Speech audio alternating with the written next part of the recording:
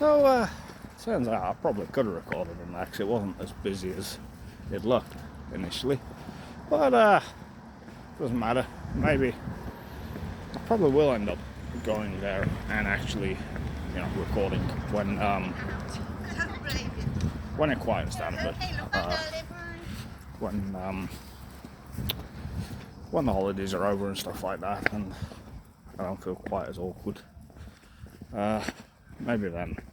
But either way, it doesn't matter. We're going now down a different route than I've shown off before. Down here was where Alex, who gave me a few guitar lessons, lived. Don't remember which one. Don't really care which one, to be honest. What did we learn? We learned To End the Rapture by Avenged Sevenfold, just the main riff to it. We learned the intro of Metallica's One. I think we learned Enter Sandman, and that's about it really. We didn't have many lessons.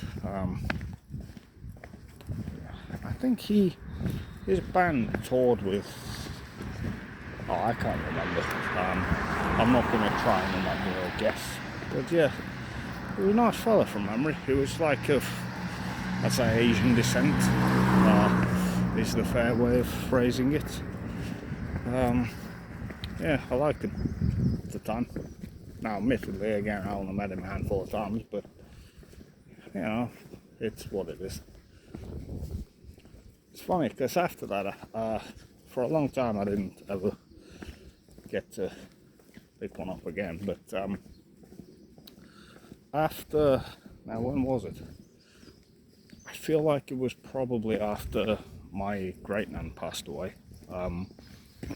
My mum was left some money, and she gave us, me and my sister and my brother, a lump sum to spend, and I remember I bought a guitar with it.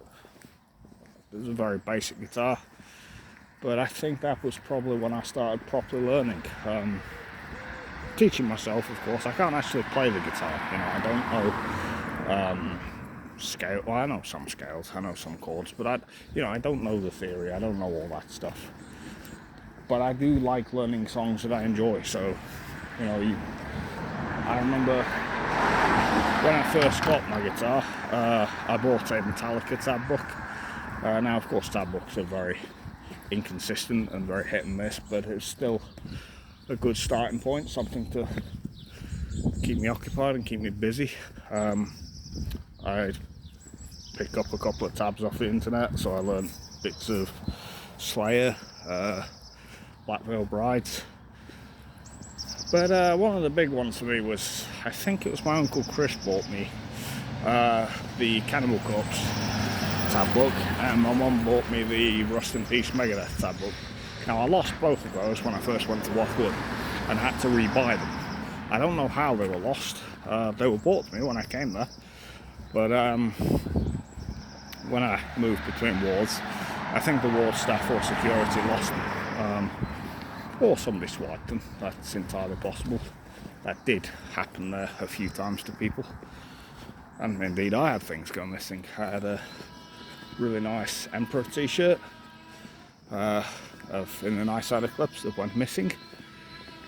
But yeah, those two tab books definitely spurred me on. At the time, I was really into both of those bands. I think I got the Cannibal Corpse one the year I got my guitar, which I think I was 16 at the time. I may have been a bit younger, I may have been 15, but I think I was 16. I think I was at college, because I seem to remember my mum also bought me a laptop for college at the time. So yeah, I think I got the Cannibal Corpse tab book that year, and then the Megadeth one the following year, maybe not, maybe it was all in the same time frame. And yeah, the Cannibal Corpse stuff. Now, I didn't tune my guitar down to silly low tunings for it, but I still learnt the sorry, my brother's just messaged me, I can't read it right now. I still learnt the, actually how to play it. Some of the stuff in there, I spent months working on Frantic Disembowelment, which is like the notoriously difficult one. they have actually done much harder songs than that. Purification by Fire being a good example. There's finally like a full band cover of that on YouTube now, I saw the other day. Before then there hadn't been a single guitar cover of it because one of the riffs is just so ridiculous. Pat O'Brien is an absolute nutcase when it comes to riffs. What else? High Velocity Impact Splatter. There's only one guitar cover of that to my knowledge. It's the guy with the random series of numbers who also plays a lot of Metal Gear Solid 5 online still, 13 years later. But yeah, the Cannibal Corpse tab book especially was a real driver for me to actually pick up the guitar more and try and learn the stuff that I like. The Megadeth one also, that one's not very accurate though, so that one I did end up sort of using a mixture of the book and the online tabs for.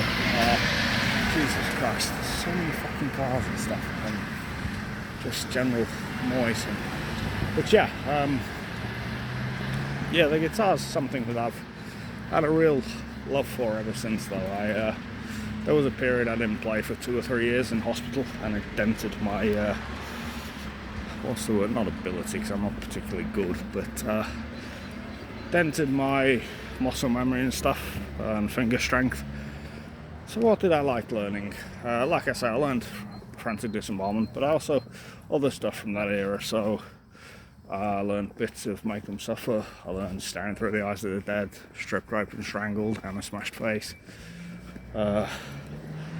Devoured by Vermin, that was a good one. My uncle sent me a load of recommendations back when YouTube had a messaging box system. God, this is some deep lore now, like we're going back a long way. That included Devoured by Vermin, that included, what else was on there? Athegesis, Slaughter of the Soul, Carcass's Embodiment, I believe. And I learned these songs. Not Slaughter of the Soul, sorry, Blinded by Fear. That was the one. Good morning, sir. Yeah, yourself? Good morning. Yeah. But yeah, I remember particularly Embodiment being very fun to learn. And not particularly challenging either. I'm trying to think what else he may have recommended at the time. I think Morbid Angel,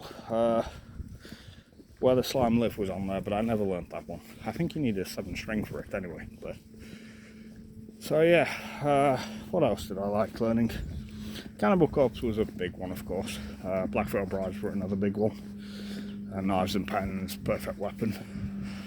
I don't think there are any other Cannibal Corpse songs I learned. Oh, Unleashing the Bloodthirsty. One of the most enjoyable riffs to learn, actually. The main verse riff. It's absolutely brilliant.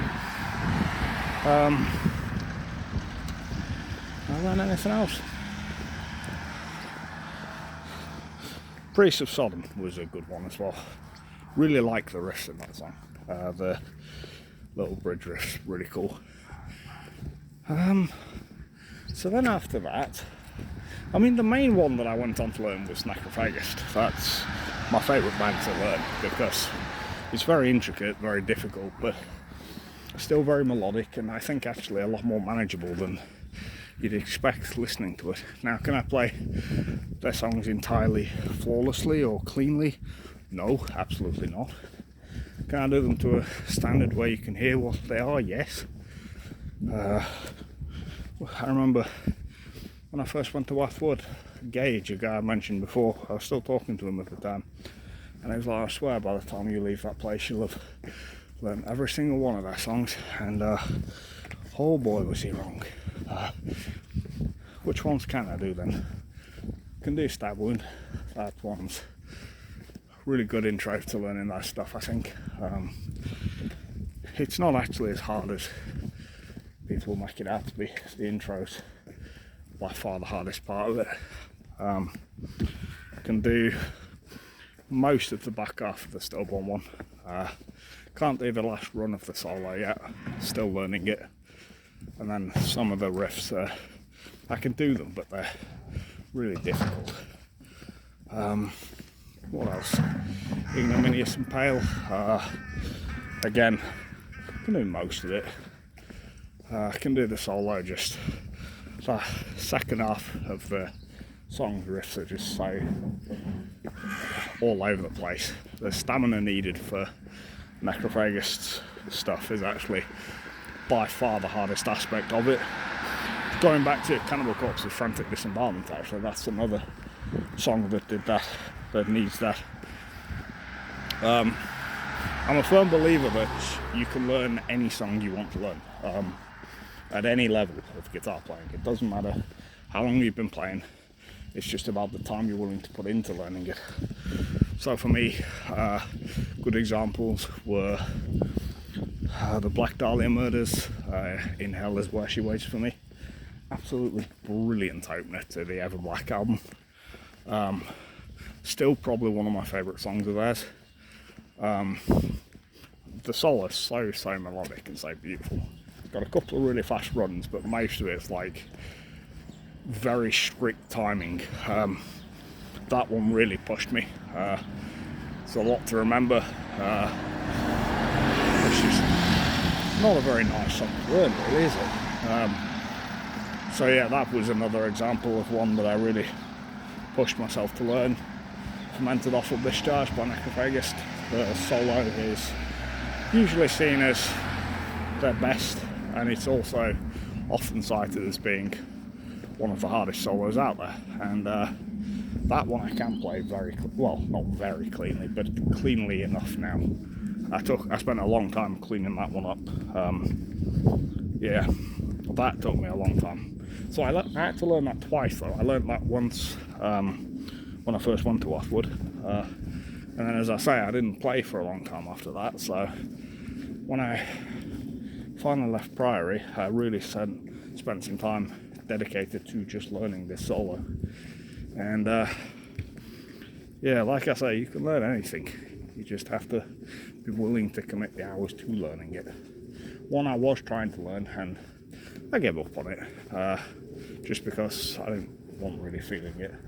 After the death of Ozzy Osbourne, I was trying to learn Mr. Crowley, and I was trying to learn the initial, I think it's a pentatonic lick up the strings. I was trying to learn it picking every note. Now, that is not how it's played on record. It uses a lot of pull-offs, but I wanted to learn it strictly alternate picking, the whole thing. I was getting pretty close to the speeds for it. You have to work a lot with a metronome, building up your speed every day, or maybe not every day, but consistently. And yeah, that was one that would have required quite a bit of time, and I just couldn't be bothered. Another one is Winter Suns, Winter Madness. Same thing there. Picked it up. Too much time to learn to play it cleanly, so I give up with it. Really hard solo though, so it's no surprise there. One of the hardest out there, I'd say. So we're coming up on a Premier shop here. Now, I stayed with my Nan and Gramps over summer once for a couple of days. And one thing I remember is I bought, for some reason, I had some pocket money from my mum, I bought a Yu-Gi-Oh sticker book here. Never finished it, never bought any additional stickers for it, but just because at the time I liked the anime quite a bit and I liked the card game, I was like, yeah, I'll grab this. I had a look for it on eBay not so long back. It's on there, like completed version of it. It's not as dear as I thought it'd be. Maybe if I was doing what I hope to do this year and picking up things I used to own and the like, then that'd be done. But as it is, no. Now I'm going to go into Premier, so I'm going to kill the recording for a minute.